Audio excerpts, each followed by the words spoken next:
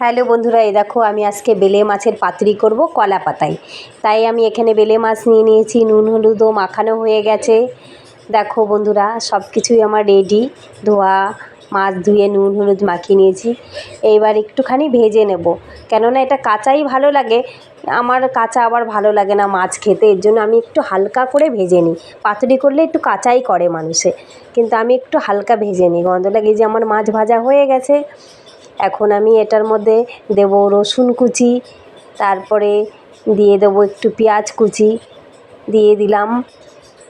দিয়ে এটাকে একটু কাঁচা তেল, একটু কাশ্মীরি লঙ্কার গুঁড়োও আমি দিয়ে দিলাম।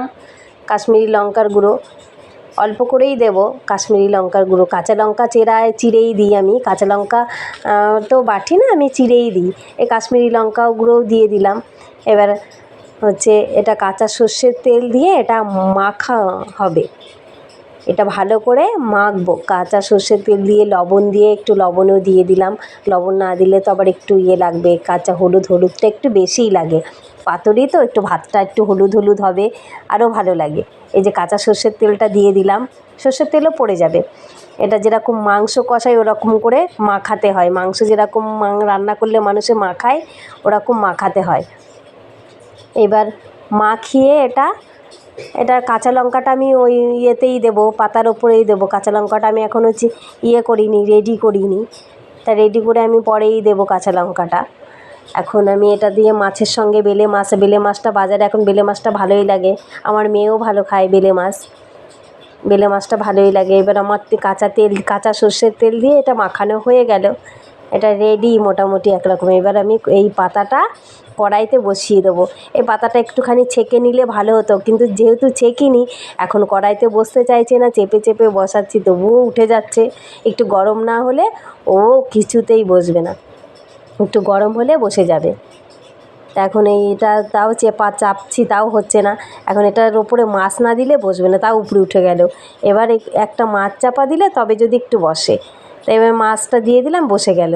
আর তো উঠতে পারবে না, এবার উঠুক। কিন্তু মাছটা দিয়ে দিলাম, এই মাছটা পুরোটাই ঢেলে দেবো। দিয়ে দিলাম। এটা গরম হতে, এটা ঝিমে আছে হবে। এটা গরম হতে আস্তে আস্তে ঝিমে আছে হবে। তারপরে আমি আজকে ফুলকপি দিয়ে বাটা মাছের ঝোলও করেছি। এটাও পাতুরিটাও করে নিলাম। বললো যে মেয়ে বললো, মা পাতুরি খাবো।